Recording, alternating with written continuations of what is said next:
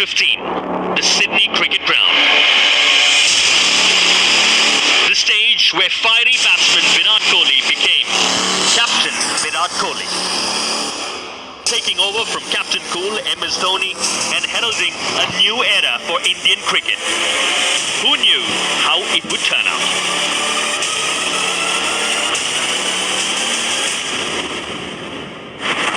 You slept well? How you enjoyed the leadership over the last 5 days? Been an up and down test match. Well, I haven't slept well on all the days. Welcome to captaincy, my friend.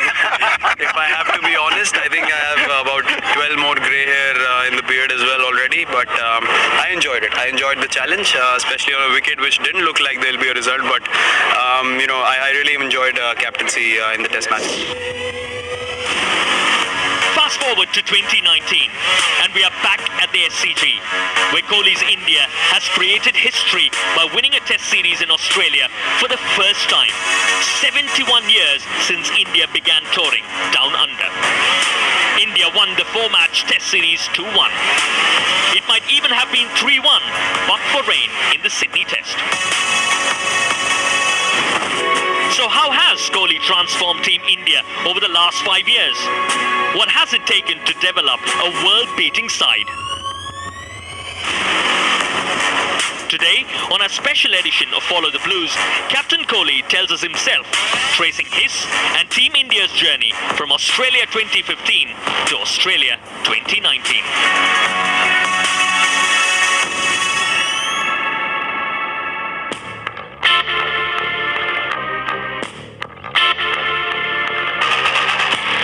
The sleep's fine because I'm more used to captaincy, but the greys are worse than ever before. I think unknowingly that stress gets into your system, and then you can't even, during match days some people like to take a nap, but I can never take a nap at any stage because I'm constantly thinking about what the team needs, if my inputs should be there, who to discuss it with, if there are a couple of players playing in the middle, if you have to talk to them or speak to your bowlers at all times, what the team plan is, what we need to do in the next session or that particular day. So I think the greys obviously will multiply, and that I was informed already by MS long time back that this is going to multiply very quickly. The sleep's fine. I sleep really well because I follow my gut feel, I follow what my heart says, and as long as you're doing the right thing, you're always going to sleep well. Now, for us who support Indian cricket and who want people like you to do well and take this team forward, that's a remarkable thing which we see on the field. Do you make an effort to be so positive? Well, no, it comes naturally to me, I guess. I hate losing. That's the bottom line with me. I've always believed, when I see people like, the greats we've had in the game, you all, when you played, there used to be a certain respect. I remember that happened in Sydney in 2014, where we were doing a chat and we spoke about how we wanted to play fearless cricket, and just to be able to bring that into the team environment was something which was very crucial. So I think we stuck to our belief as a team for the last 4 years. Instead of all the ups and downs, the one thing that remained was the fearlessness and the belief of the side, where everyone wanted to go for results and not necessarily care about their own personal performances. And I think we've come a long way in getting that together, and the success that we've had away from home is testimony of that. We have the results to back our belief, which I think is very crucial for any team. So I feel we've come a long way in the last 4 years, but personally, if you ask me, this is just the beginning of that journey, because I feel that we are not one season wonders. We are not a team that does well in one calendar year. We can do well consistently over the next few years, and that's our main aim. As far as team culture goes and building a team, you first need to build a culture for the team to follow, and the team starts playing to protect that culture that's been built by the efforts of everyone over so many years.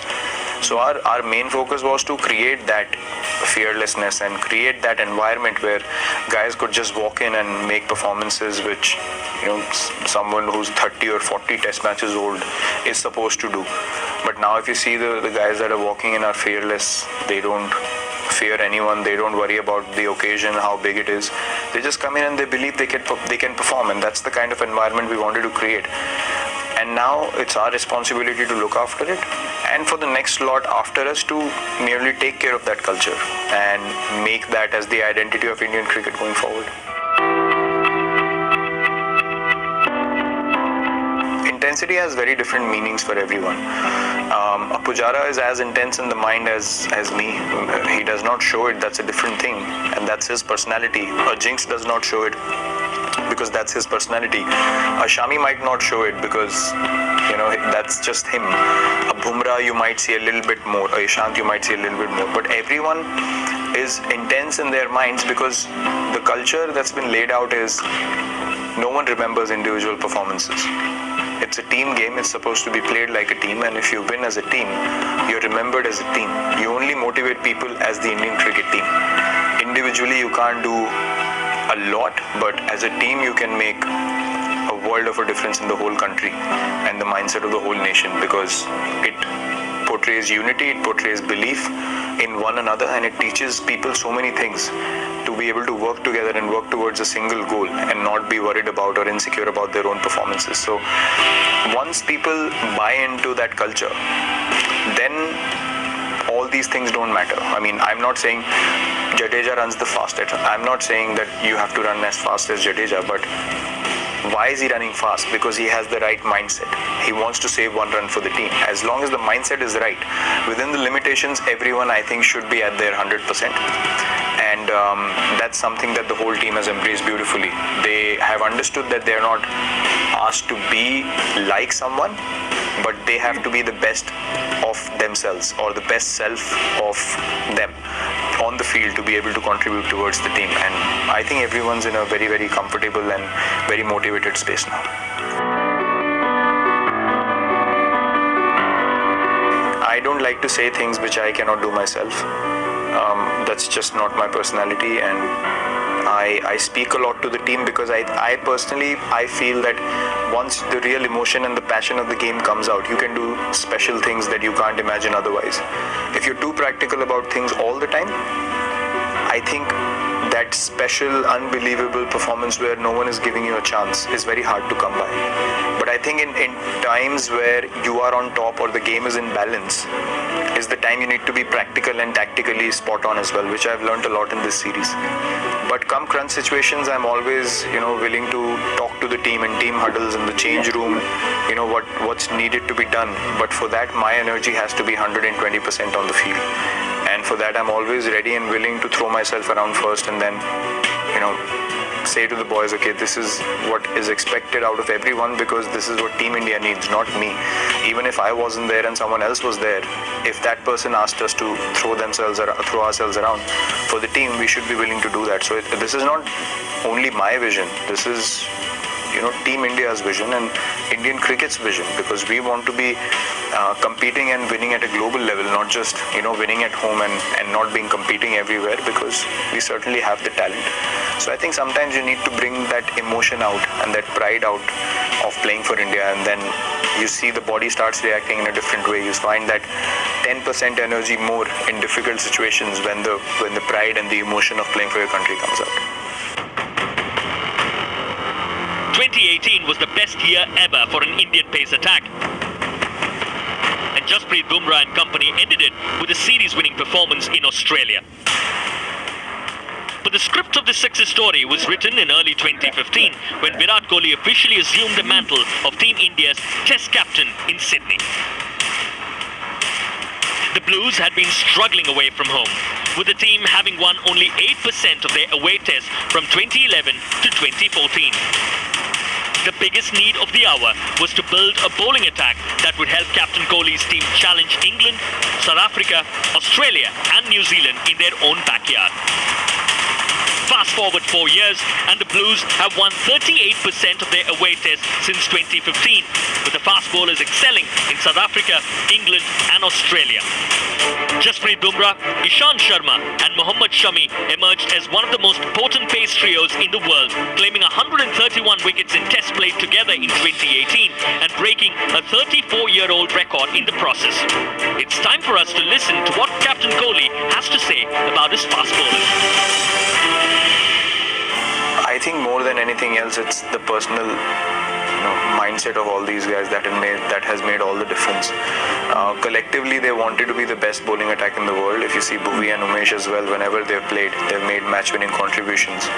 So that speaks volumes of the hunger and the belief and the desperation they have to play Test cricket for India. And Shami, Bumrah and Ishant have been outstanding. I mean, they've achieved something that's never been achieved in Indian cricket, which is to break the calendar year wickets record of the great West Indian trio, which we only got to know as the bowling coach rightly mentioned, we only got to know after it was broken. They never wanted to go for any records. They merely just wanted to perform for the team, and in doing so, in that relentless pursuit of just helping the team, they ended up achieving something that you wouldn't even dream of. I mean, even the most experienced of bowlers have not been able to do that together for so many years. But here are three guys. One of them is experienced. Another one is Shami, who's played a few games. Bumrah's first year in Test cricket has been a revelation. I mean, just to start bowling the way he has, it's only down to his personal mindset. He wants to be the best bowler in the world, and that's why you see him go out there in the field and bowl 149 clicks an hour in the last Test match of the series when the body is tired. So that shows you the desire, and I just want to congratulate all these guys for doing what they've done for Indian cricket, and they've set a benchmark for themselves and for the guys coming in as well, that if you don't have the desperation and the intent that these guys have, you probably don't have a chance to play Test cricket for India, and I think that's an outstanding standard to set. Perhaps the biggest revelation from the 4 Test match series was the brilliance of Cheteshwar Pujara, the batsman that Captain Kohli showed immense faith in. And Pujara responded, and how? Repaying his captain's belief, the gritty batsman emerged as the man of the series for helping the Blues win a Test series in Australia for the first time ever. The number 3 batsman was the highest run scorer in the 4-match Test series against Australia, scoring 521 runs at an average of 74. Often criticized for not performing away from home, Pujara responded with crucial hundreds in Adelaide, Melbourne and Sydney, becoming the batsman for Team India. While India were playing limited overs matches against the West Indies, Pujara used the downtime to prepare for Australian conditions. And his hard work paid off. It takes something truly special to outperform Virat Kohli, and Pujara did it by scoring 24% of India's runs in Australia, taking a huge burden off Captain Kohli's shoulders. Here's what a delighted Kohli had to say about Pujara's journey in 2018. Pujara is one guy who is very sure of his own ability. He never questioned any of the calls that the team management took.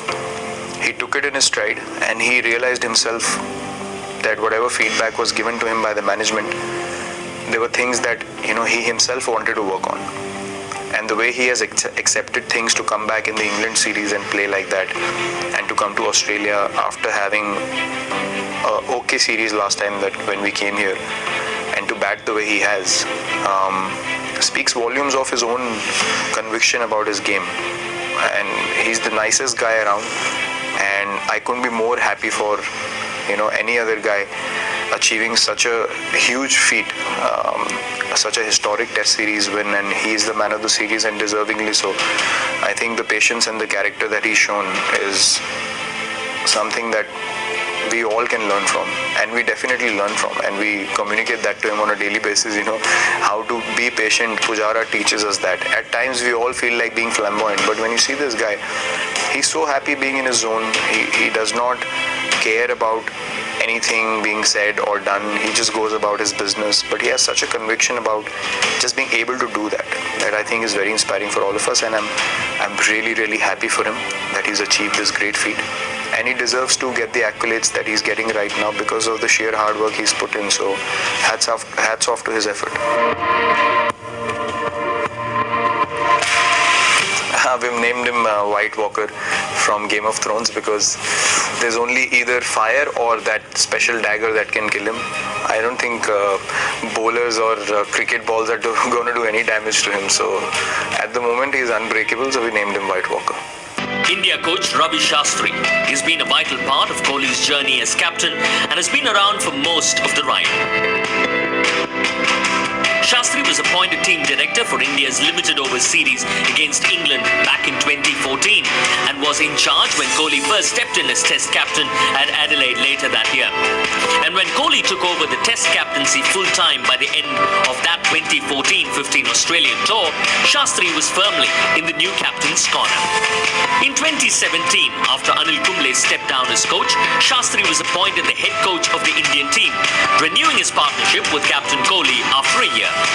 And despite what critics outside the team may say, the Shastri-Kohli partnership has been instrumental in India's rise as a test force away from home. Let's listen into what Captain Kohli has to say about Coach Ravi Shastri's impact on the team. Ever since 2014, I think he's one person who's given me honest feedback always. And whenever things were required to be altered, I remember we sat down in England and he told me, after the first test, we sat down and he said, okay, now, because I had scored a test century and a 50 in the same game in England. So he called me and he said, as far as batting is concerned, I'm not going to discuss anything with you now because you've done something which I am proud of, everyone is proud of, but as a captain, we need to start thinking how to get the best out of this team and how to, tactically be spot on. And that really hit me because I felt like, there's so much more to captaincy than you sometimes think. And just to be able to get feedback from a person who makes you feel like the small things or the small contributions are much more bigger in the scheme of things than you going out there and scoring runs yourself or looking the part. It's how you speak to the players, how you motivate the team, how you take decisions in crunch situations, how you're aware where the game is heading. So he's one person, because he's done so much commentary and he's seen the game so much and he's played so much himself, but just watching the game, he knows where the game is heading. So just getting feedback from him constantly has been the biggest help for me in terms of molding my own personality into captaincy. He's someone who never tried to change me just to be able to fit into the captaincy mold, and I think that was the most important thing. And he's been the most amazing support for the team and someone who's backed the team through and through. But at the same time, he's been honest and open and laid out things that need to be improved at an individual level and at a team level as well. So I think he's struck the perfect balance for this team, and he's the one person who, when we were number 7 in 2014, he was there. And the transition started under him, and we started feeding off that mindset and started bringing that in, which I could eventually go out there and boost more. But I think it was his vision first to be fearless and play a certain brand of cricket, which I think he deserves a lot of credit for.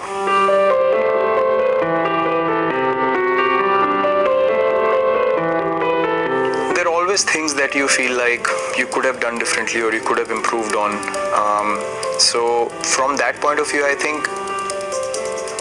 I would say that the losses that we had in England is something that we really, as a team, would have wanted to change.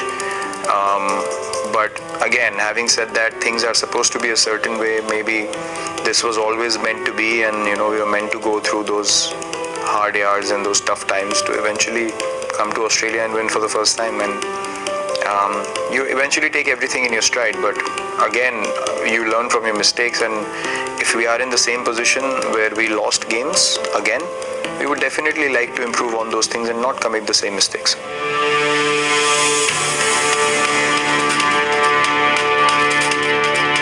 Intent to me, I'll explain it in a very simple manner. You can have intent when you're batting because you know you only have one chance. You can have intent while bowling because you know if you bowl at 50% you can get injured. So there's always a certain fear attached to both those skills. You know, because you're trying to protect your wicket, or you're trying not to get hit, or you're trying to protect your body in a certain manner, so you have to be at the top of your game. But if you ask me, the meaning of intent and playing for your country, and the pride of playing for your country, is standing in the field and wanting to stop one run. Standing in the field and thinking, how can I stop one run for the team? And this ball is an event that the team needs to win. For me, that is intent. And because I follow that every ball, it's not comfortable for a lot of people to see, because people are expecting, you know, a little mellow moments. And because in my mind, I want the team to win every ball of the test match. It's not even an hour or a session. I want us to win every ball. For me, that is an event. And for that, I'll put my body on the line. My passion will be seen on screen. And I will do anything that it takes to help the team every ball that I'm standing on the field. And for me, that is intent. Because as a batsman, you're not really bowling or doing anything. And in that scenario, if you're running after the ball every ball, or you're throwing yourself around, for me, that is intent.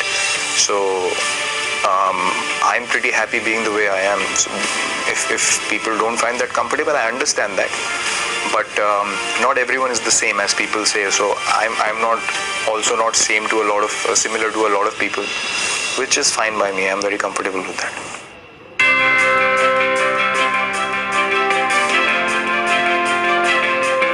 Key goal, I wouldn't say goal, but I would rather speak of a vision, which is for India to be a superpower in Test cricket. Or a very, very strong side in Test cricket in the years to come. I think, and I said that after the game as well, if Indian cricket respects Test cricket and Indian players respect Test cricket, then Test cricket will stay at the top because of the fan base that we have all over the world. If we focus too much on shorter formats, yes, they're important, but if we solely focus and look at them as an escape or an excuse to not be in the kind of situations that Test cricket presents to you, then I think there will start becoming a mental problem with the cricketers coming up. As long as you're willing to wake up every morning for 5 days and do the hard yards and go do the dirty work, if you're willing to bat for 2 hours and not score a run for the team, I think that is what people should prepare, and that is what people should look forward. And my vision is definitely to see India at the top in Test cricket for many more years to come, and that will require the team to lay out certain things that need to be done, and for the next lot to keep following. So the next lot that comes in, they have to maintain that vision, and then the people coming in will follow. So I hope that continues, and I'll try my level best for as long as I can to keep that culture going.